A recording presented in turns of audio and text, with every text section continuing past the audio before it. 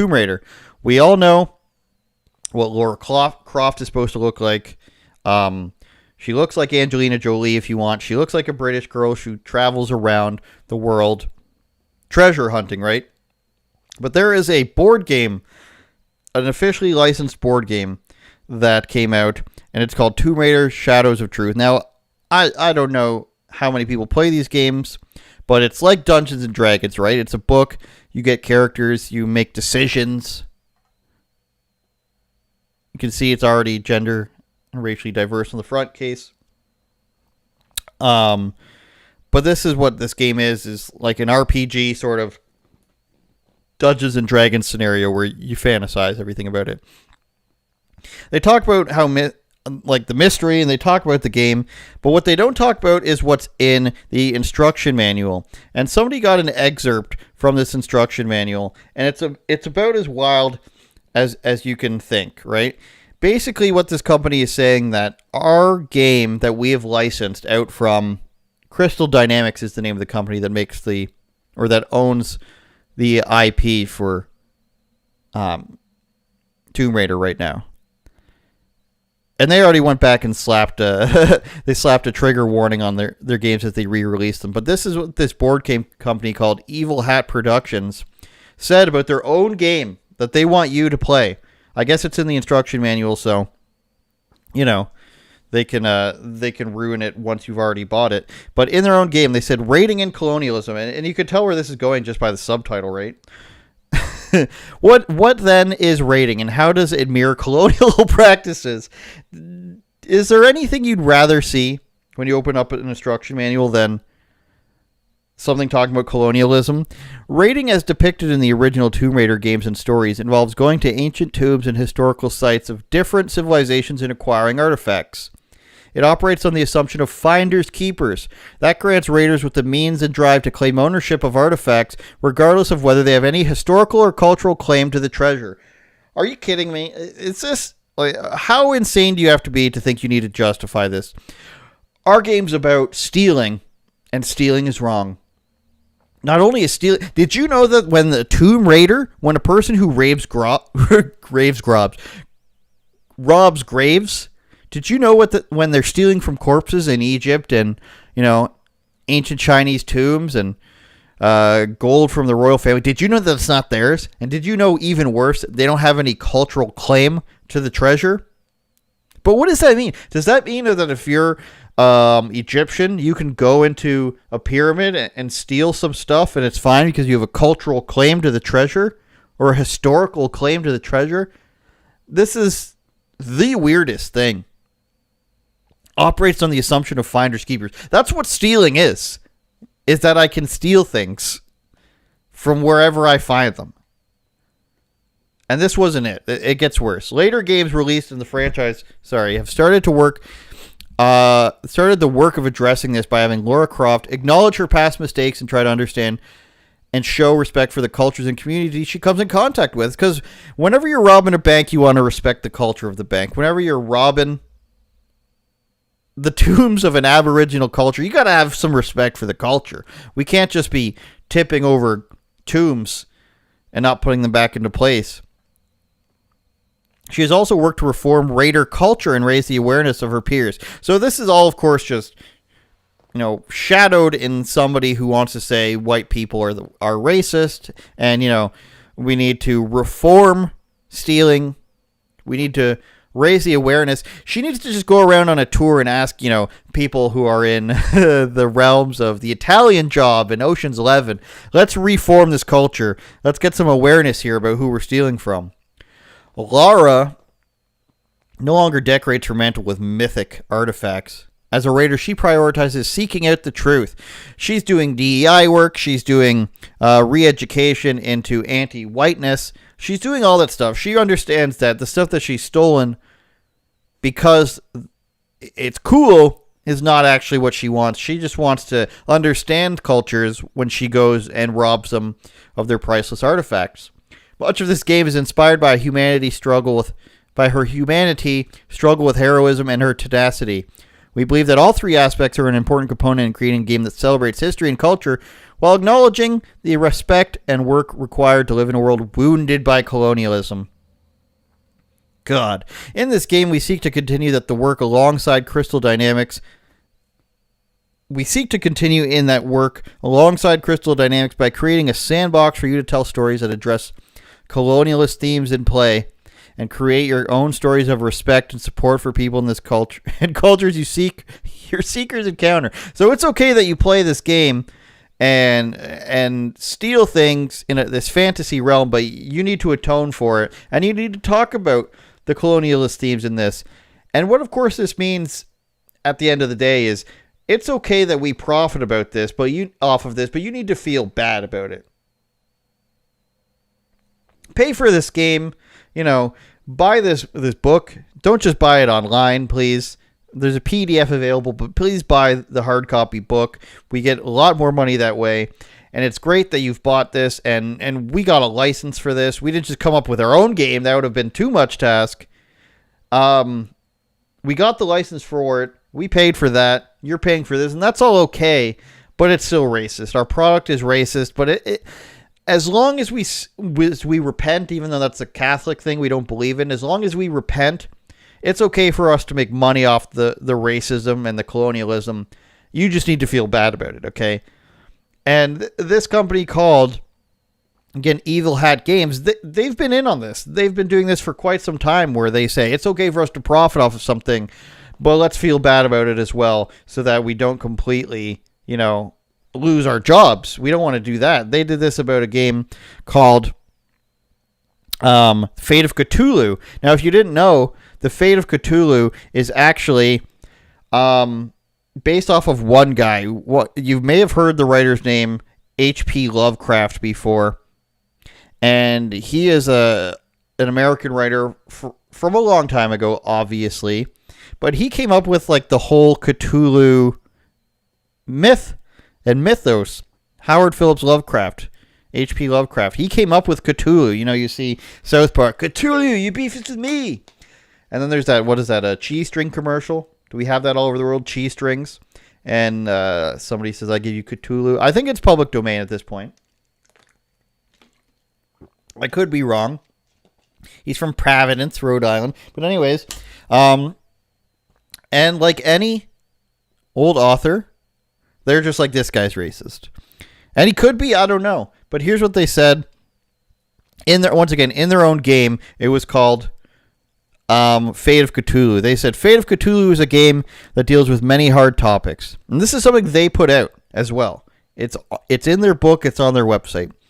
Another fantasy game. It deals with many hard topics, including mental health, systemic abuses of power, and the death of huge portions of the human species. Make sure all players are aware of these things and give enthusiastic consent before they begin playing. Make sure you're given consent before you play a fantasy game. We wouldn't want to... We can't talk about that on YouTube. Also, Howard Philip Lovecraft was a racist and an anti-Semite, we said in bold. There, we said it. It's like you couldn't have possibly experienced anything to do with this topic without saying this guy was a racist anti-Semite. We could give a litany of examples. We won't. We could. We won't. But they are easy to find with a simple internet search, which means we don't want to actually have to, research what some of these claims are. We don't have to want to explain them. You just got to trust us. And if you look into it and find a different opinion, that's not our fault. We didn't actually say which ones were bad and which ones were good. Look up the name of his cat, for instance. Okay, was it the N-word? I don't know. Could have been. Let's look it up. Cat.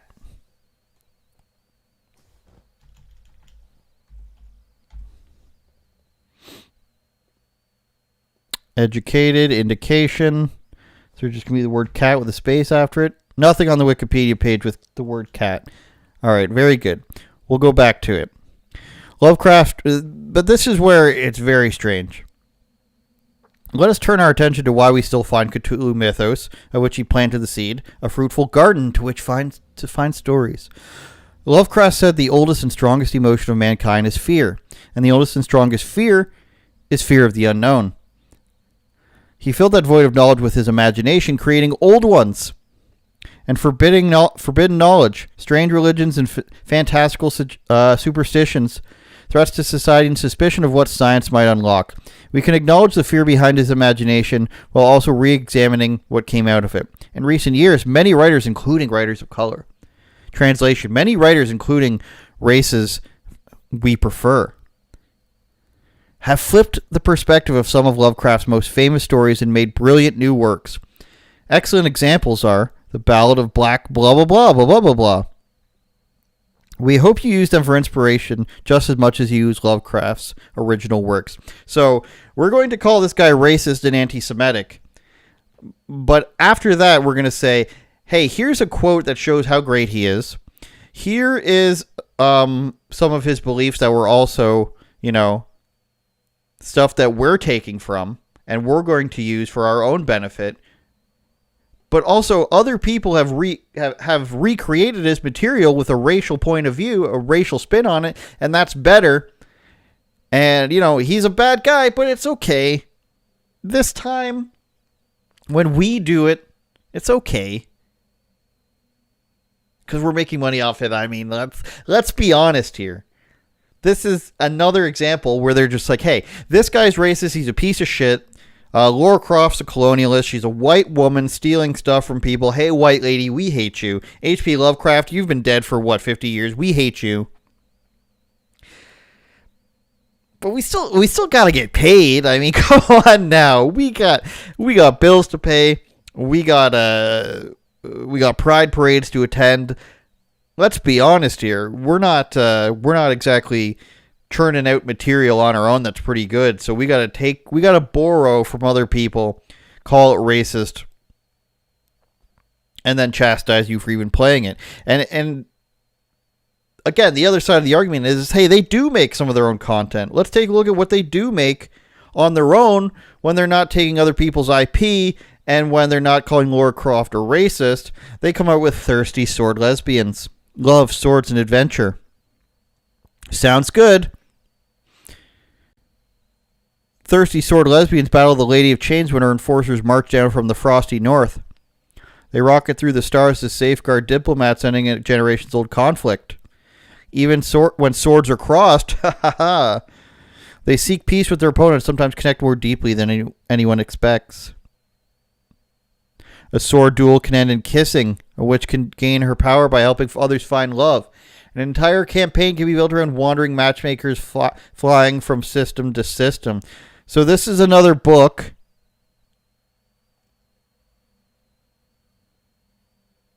about, weird progressives getting an excuse to make out with each other. This is what this is. Thirsty Sword Lesbians is a role-playing game for telling queer stories with friends if you love angsty disaster lesbians with swords. So we've written into this game, take Dungeons and Dragons, replace it with lesbians, and then instead of saying, hey, maybe after this event you get 13 black magic power or your armor is upgraded, you might just end up making out. So all we've done is make a sex game for you over at Evil Hat Productions. So you can play our sex RPG game, or you can, jaunt on over to a giant octopus-like creature, which is written by a racist guy, or you can play Tomb Raider and, just know that you're a colonialist piece of shit if you play that one anyways. You see what I'm saying here? This is what happens when you've got nothing. This is what do you think that Massive Entertainment would be making if they didn't have Star Wars? Their next game would be Climate and Pride, it'd be called. You'd be a interracial lesbian couple in the Andes Mountains going to put up a new satellite that studies weather patterns, and they're the only ones who can do it because white straight men are extinct from the world, but for good reason, because they were the ones destroying it through climate change, and the only way that the human species can be saved is through this weather satellite. That's the game that Massive Entertainment would be coming up with if they didn't have Star Wars. That's what they would be doing. And now it's crossing over into board games. There's no escape for people. The people are not allowed to have an escape from the progressivism because they think that they're better and smarter than you. And this is pervasive in all things. You go to a city council meeting, it's going to be there. You go to a union meeting, it's going to be there. It's literally just them finding a way to shove communism into your face and forcing you to accept it. And, you know, there's some jobs that I know people working for some companies, and they're just like, they have the worst, you know, approval process for people. And, you know, one of my friends works as an electrician, and they have unions, electricians. They've got mechanics, you know, they've got all these unions, and they ask you all these ridiculous questions about your gender and your sexuality, and you're just like, what's going on here? Why would I want to work for a company that does that? And then all these tradespeople, they say, you know, it's not like that once you get in. It's not like that once you get in. People aren't saying this to you. You all make fun of it, but yeah, you put up with it. And that's what happens here is they just bank on the fact that you'll put up with it until it's too late. I mean, we saw this with the lockdowns. We saw this with the pharmaceutical industry, wink. They're just going to keep pushing things because they don't even have to pass laws about it. They just say, hey, you're going to do this and we can't force you to do it, but there'll be some consequences if you don't. Yeah, just do it. It's fine. And before you know it, we're going to be, you know, Ukraining ourselves. We're going to be Australia-ing ourselves. We're going to be China-ing ourselves. All because people are just deal with it. It's not a big deal. Just look past it. Look past the Fallout show. Look past the Last of Us show. Look past the City Hall. You know, look past the Rainbow Roads. It's not hurting anybody. It doesn't hurt anybody until the weight of it is like 600 pounds on top of you and you can't breathe, because in order to breathe, you have to condemn colonialism and finders keepers ethos that, of course, comes with grave robbing. If you're Lara Croft, let's take a break. Let's check out some Patreon. Turn it up, Jordan.